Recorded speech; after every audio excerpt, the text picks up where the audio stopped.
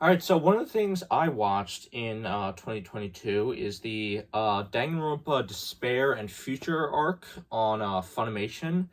So, first a brief rundown of the three games. Obviously, I've well, not played them, but I have watched people let's play them because I'm not a super gamer, but I sort of became a bit obsessed with Danganronpa and basically the characters and story and the mysteries and the trials. I just really like it. So, I like the story of it, but I'm not really big into gaming. But I've watched the Let's Plays. But anyway, yeah, I really like the games. Danganronpa 2 is definitely my favorite. I like it the most out of all of them.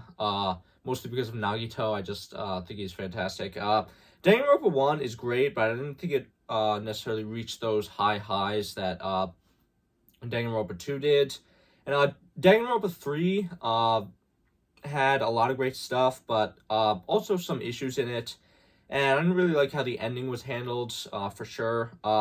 Ultra Despair Girls, the side game, I don't know. I mean, I thought it had a lot of problems, and I thought it had a lot of problems and missteps, and I didn't really think the move from like this mystery uh the move from this mystery like horror to this like shooter action game. I don't really think the transition worked very well, and I mean there is some good stuff about Ultra Despair Girls. Don't get me wrong, for sure, but I mean, one of my biggest issues with Ultra Despair Girls though is that like there's a lot of strange pedo bait in the game. Like it's just very uncomfortable in a lot of ways, but whatever.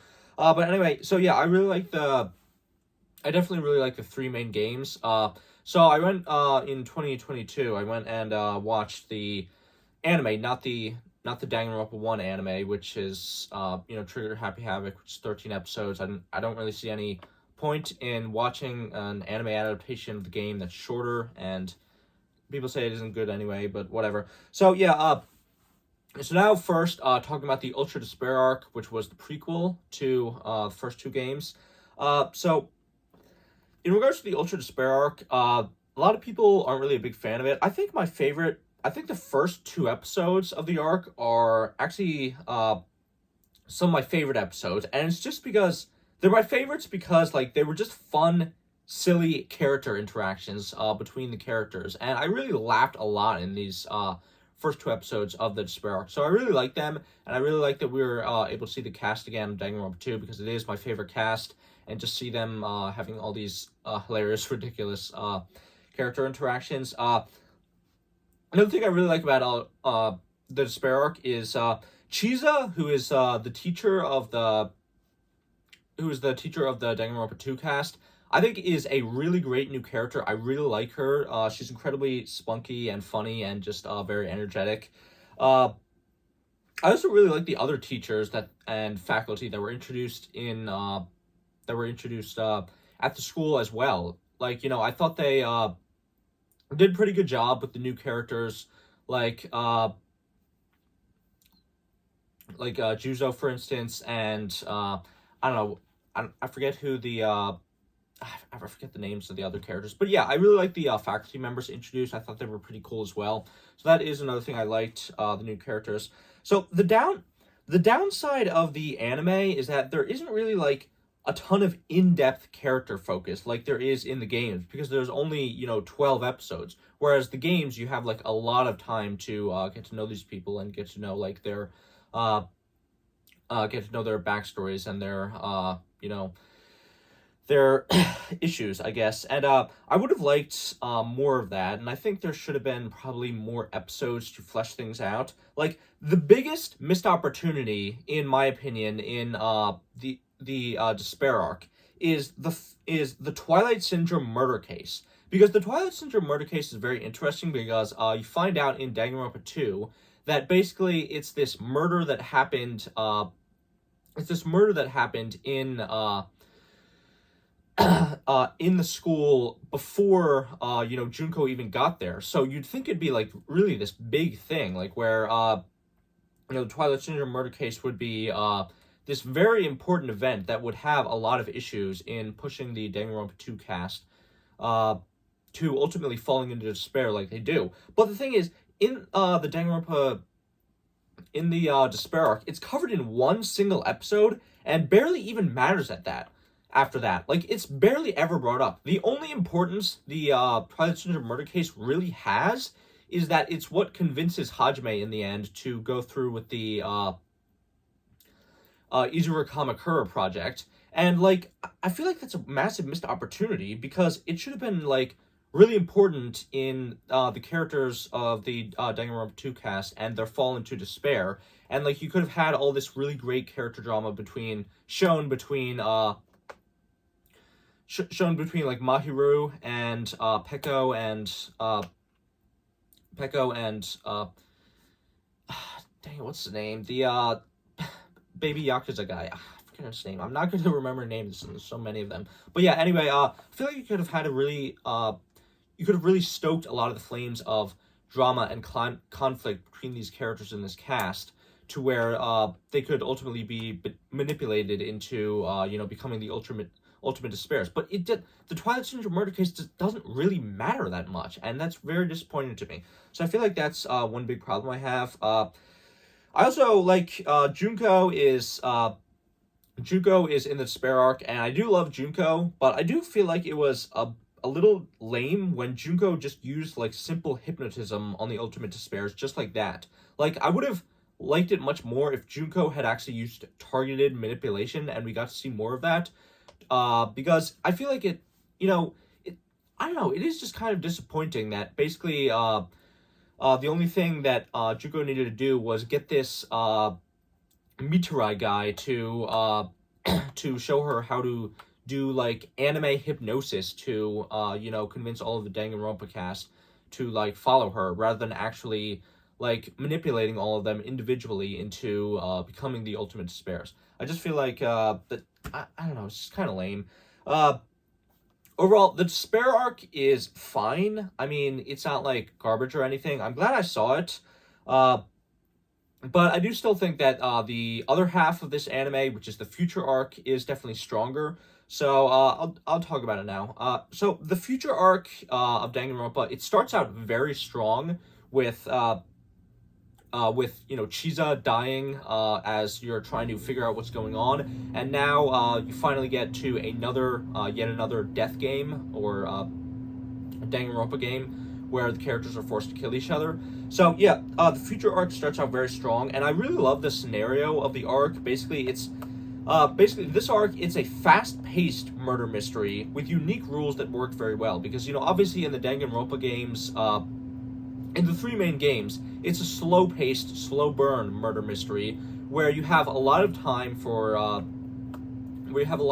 character building and a lot of time where like not much is necessarily going on, and you have time to because there's really no time limit on the murders. However, in the future arc, obviously, it's much more fast-paced because there is a time limit on the murders where Monokuma basically says that one murder will happen every 12 hours, I think it was. So basically, all of the cast are trying to find out the person who is committing the murders and try to kill them. So yeah, it's just a very interesting scenario, and I think it works well, and I think that I think that thing that they introduced, which is the forbidden action, is a very creative way to introduce scenarios where you might use it to kill people. So I really like that aspect of it. It's just a very cool idea, and I like the way it was set up. And there's a lot of great moments of tension in the future arc because it just like you have this time limit where you're just so scared where you have to really move fast to try to solve this mystery and try to survive. So yeah, I really do like the way the future arc starts, and I really do think there's a lot of great moments in it, and a lot of great moments of action too. It's very action-packed, surprising for like a Danganronpa game. But unlike Ultra Despair Girls, which was this shoot 'em up action game, I think the more action-heavy style works much better in the future arc because it's like it's fights between characters. So rather than like all these rather than all these disposable Monokumas. So I think it works a lot better.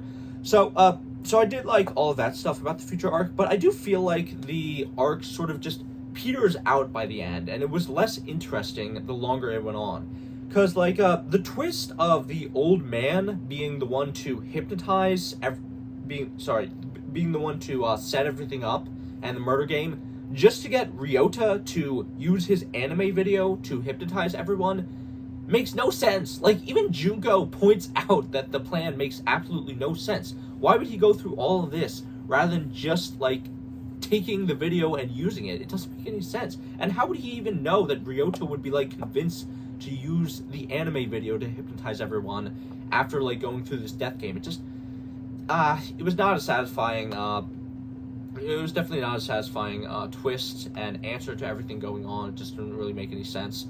But whatever.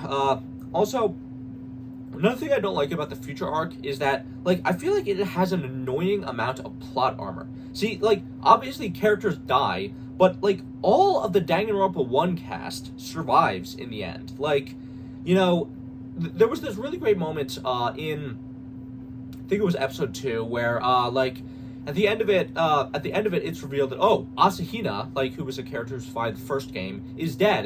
And it's this, like, really powerful moment where you realize, oh, shit, like, these original cast members can actually die. And it really sets the stakes for the rest of the arc, where you really feel a sense of tension, since there really is no plot armor. But then it's revealed in the next episode that, oh, it was actually fake out death, and she isn't dead. And it's just like, I feel like that's really cheap. I think it's just like really cheap trolling on the part of the audience, because you feel like, you know, it's a Danganronpa game.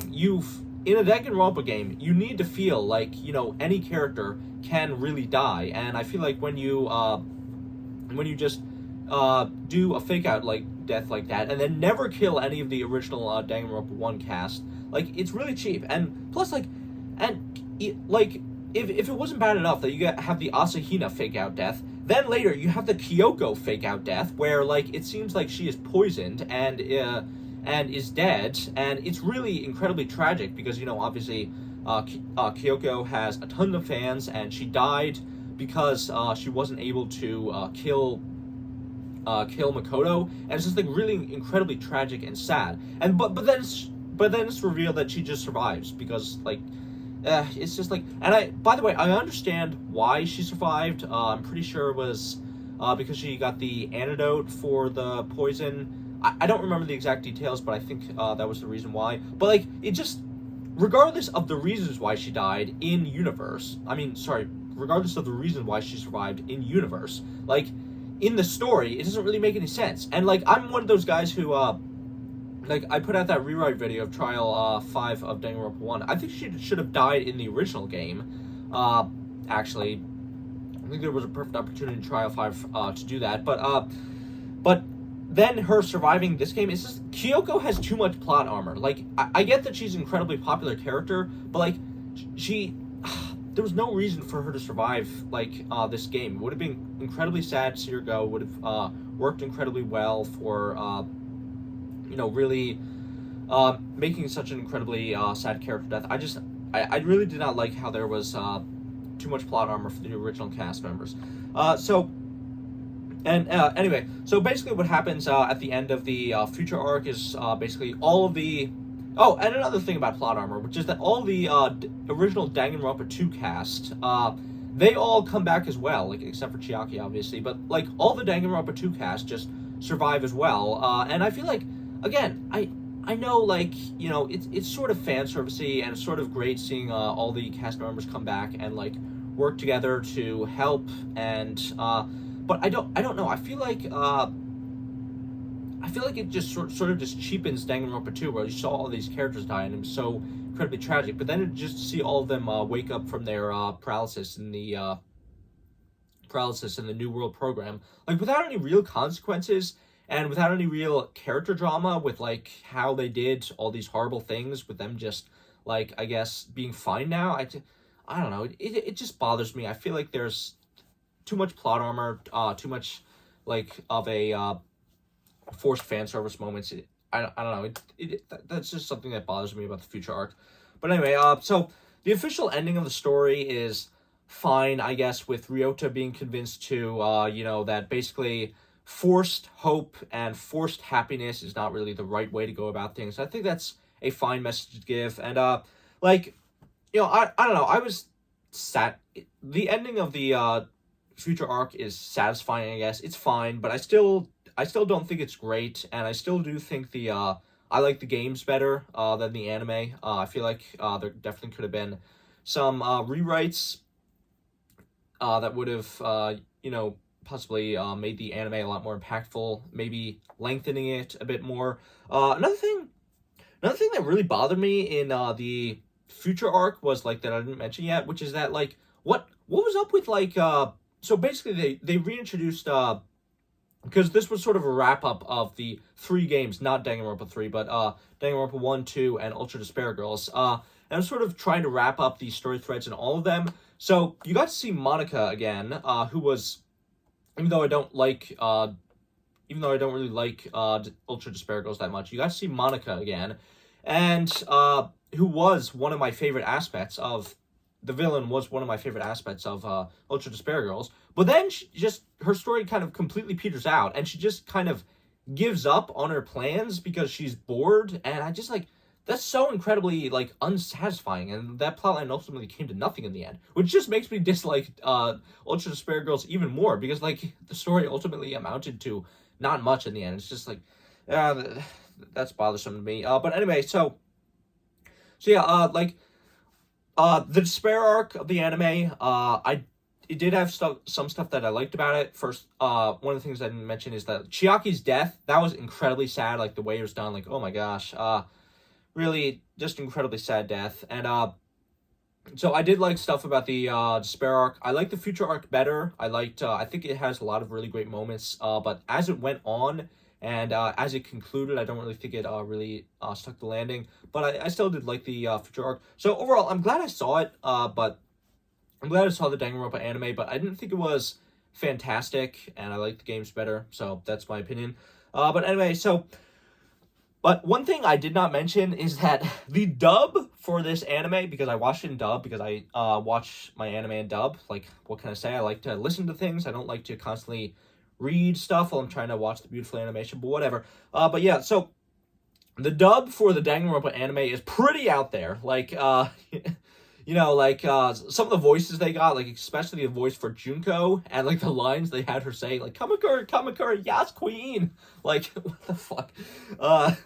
No, it was a pretty out there dub, and, I like that, though. I like dubs that are really goofy and self-aware, especially for a series like Danganronpa. Like, if you were going to have a dub be incredibly goofy and out there and self-aware, like, Danganronpa is pretty much the best series to do that, because the Danganronpa series is, like, very goofy and ridiculous and self-aware, and, like, so I really like that. But anyway, I mean, like, so yeah, I did like the dub, but even though, like, the voices for the games will always be iconic for me, like, because they didn't really, none of the original voice actors from the games really came back, except for Bryce Patterson. Who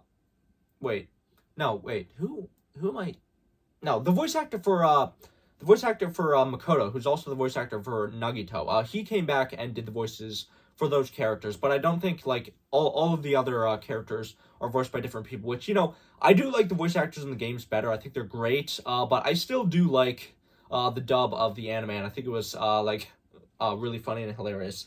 But anyway, also, the future arc has probably one of my, in the dub anyway, the future arc probably has one of my favorite lines in anything ever.